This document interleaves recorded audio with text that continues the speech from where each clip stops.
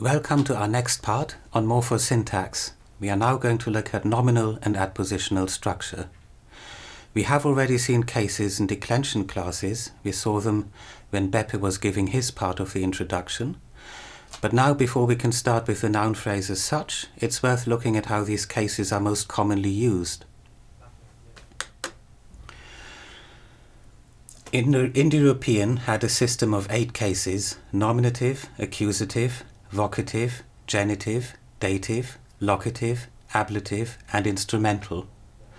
Latin keeps 6 to 7 of these cases. Locative, ablative, and instrumental merge in the Latin ablative, but there are still some traces of the locative in classical Latin and a few more in early Latin. I'll give you one example of a locative trace in early Latin. In Plautus, in the Persa, in 259, we have a phrase die septumi, on the 7th day. None of that stuff exists in classical Latin. In classical Latin, the locative is restricted to place names of the first and second declension. In early Latin, the locative is also restricted to first and second declension, but not yet to place names. So what we can see here is die, which is an ablative of a 5th declension noun, because the 5th declension doesn't have a locative, but it's combined with the locative of an adjective, septimus, indicating the time when.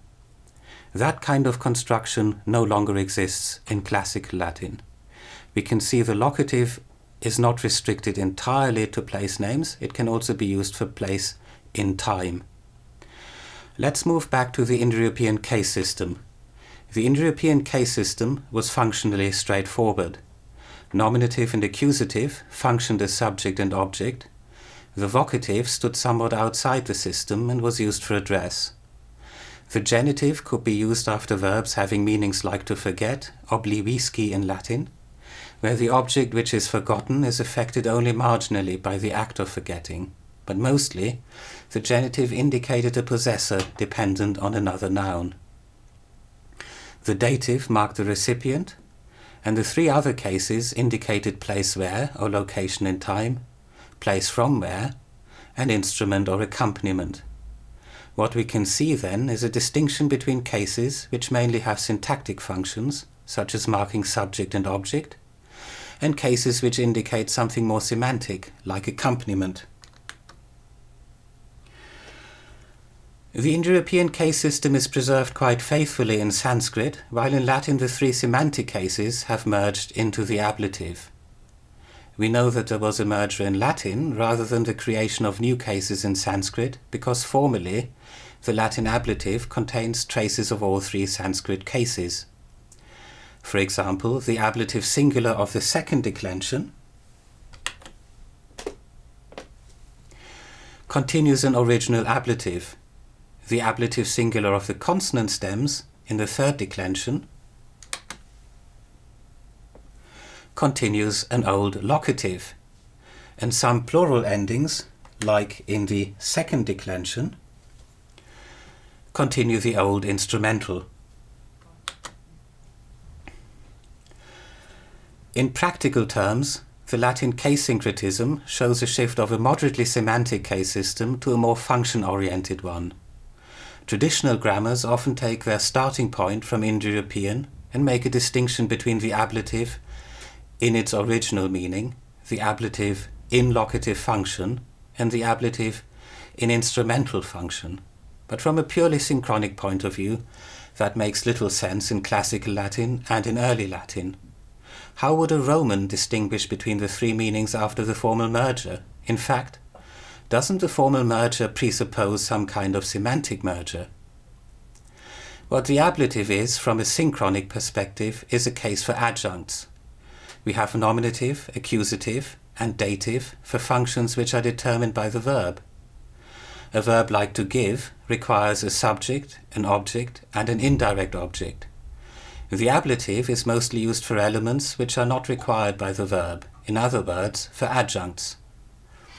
How we interpret these adjuncts depends on a multitude of factors. For instance, the ablative of sword, gladio, is mostly going to be used in instrumental function. That's obvious from the lexical meaning of the noun, not from the case endings. Swords are very rarely locations, they're mostly instruments.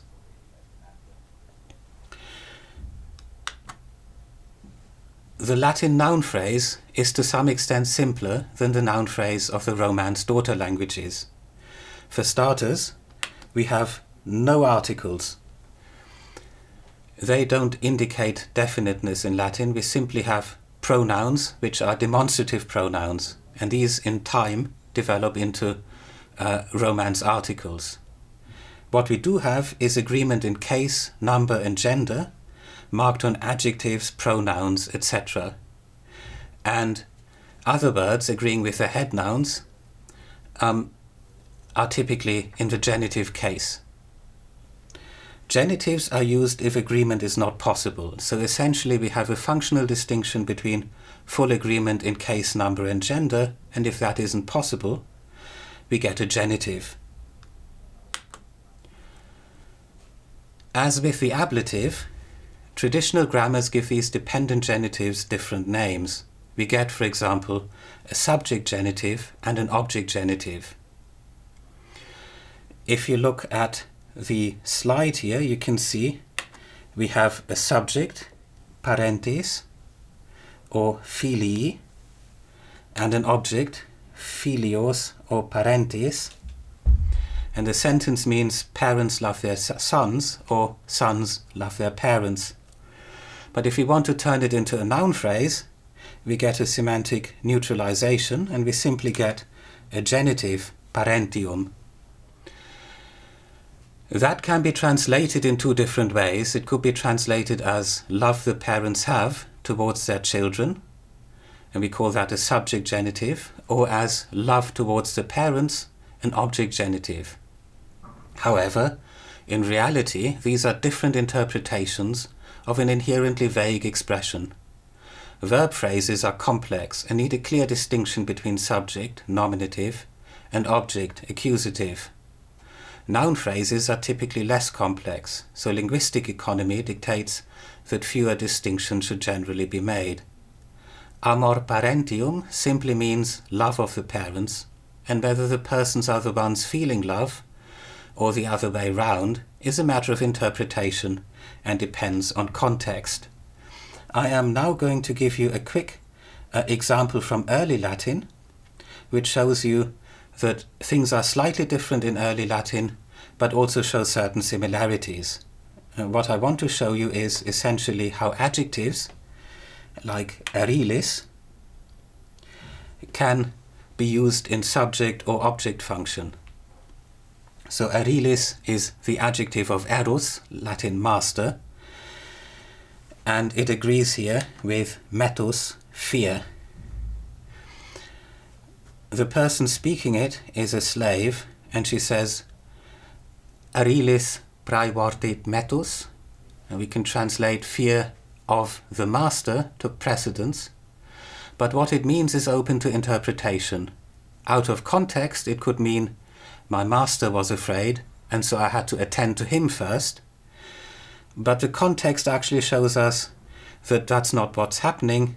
It's the slave girl who is afraid, and she says, fear of my master took precedence. So you can see here an adjective functioning in the same way as a genitive would. It can be a subject genitive or an object genitive. Again, we have a vague expression, and it's open to interpretation through context. An important question is that of the position of the head noun with respect to its dependence. Diachronically, there's a clear development insofar as the earlier the Latin, the more we find prenominal dependence. In later Latin, more and more of them become postnominal, but these are tendencies. In early Latin, and also in the classical period, there's no clear preference for the order-dependent noun or noun-dependent. Again, we have clear tendencies, such as demonstrative pronouns most commonly precede their heads, and relative clauses almost always follow. So what we can see here is a case of syntactic weight. Essentially, the more complex and longer a constituent is, the more likely it is to follow its head noun. We can also see a diachronic shift from mostly pre-nominal modification to mostly post-nominal modification. But by and large, when it comes to adjectives or genitives, they can precede or follow. There's a great deal of variation. Only on occasion do we find meaningful contrasts. Thus, we get fixed collocations like praetor urbanus, which means city praetor, and this word order is more or less fixed. But urbanus can also mean witty, urbane, as is expected of city dwellers, and a witty praetor is an urbanus praetor. Much has been made of such minimal pairs, but we shouldn't put too much emphasis on them. The contrast is a secondary one, and not necessarily applicable to a wide range of adjectives. If you look at early Latin examples, if you address your father, you can say mi pater or pater mi. Or if you address your sweetheart, you can say mea voluptas or voluptas mea. And both are equally frequent, and it's pretty much impossible to see any meaningful contrast here.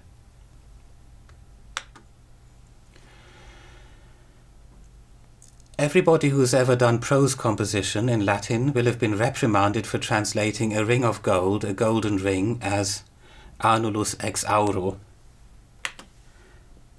You're not supposed to say that, according to school grammars in classical Latin. In early Latin, it's quite common. In classical Latin, you're supposed to have something surrounding the dependent prepositional phrase. They're not supposed to be dependent directly on nouns.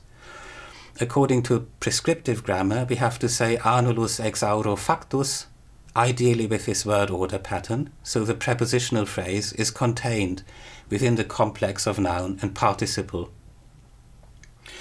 Now, it's indeed true that this is a very common pattern and absent from most modern European languages, so it makes sense to emphasize it to second language learners. However, adnominal prepositional phrases are not nearly as uncommon as we are led to expect, and they are particularly common in early Latin, more so than in classical Latin. We have almost inadvertently looked at prepositional phrases just now. Given that the Latin case system is a relatively simple one, prepositions are commonly used to clarify relations. Historically, most prepositions go back to nouns. Thus, ante, before, is cognate with the Hittite word for face or front. Such words grammaticalize and turn into adpositions. In the earliest texts, adpositions most commonly stand behind nouns and modify them. But already from Plautus onwards, this is rather uncommon. But some words, like propter, which means because of or besides, still have some freedom in this regard and can either precede or follow. Sometimes early prepositional and adpositional phrases fossilize and preserve earlier word order patterns. That is why we get things like qua tenus, an ablative followed by a postposition entirely fossilized, or things like quam obrem, where we have a preposition kind of sandwiched in between a relative pronoun and a noun. Such fossils preserve earlier case usage as well, so at an earlier period, many prepositions allow a choice between ablative and accusative. In early and classical Latin, we typically find that with in and sub, where the ablative indicates location and the accusative direction. But other prepositions don't allow for such variation any longer. Occasionally, we can still see traces of earlier variation in fixed adverbs. For example, propter takes the accusative in classical Latin, but if you look at the adverb propteria, it ends in a long vowel, and that long vowel shows us that we are dealing with an old phrase consisting of preposition plus ablative. And if you now look at my last one, qua propter, you can see both. You can see a preposition which in classical Latin takes an accusative, being combined with an ablative and still being a postposition. So what you can see is how we are moving from a system where you have a choice between accusative and ablative along semantic lines to a system where you have no choice, and then in late Latin, essentially the accusative becomes the standard case and prepositions just take accusatives regardless of semantic function. Essentially the case system has collapsed in late Latin and is replaced by prepositions. In early Latin we have an intermediate stage. Thank you very much and gratias vobis ago.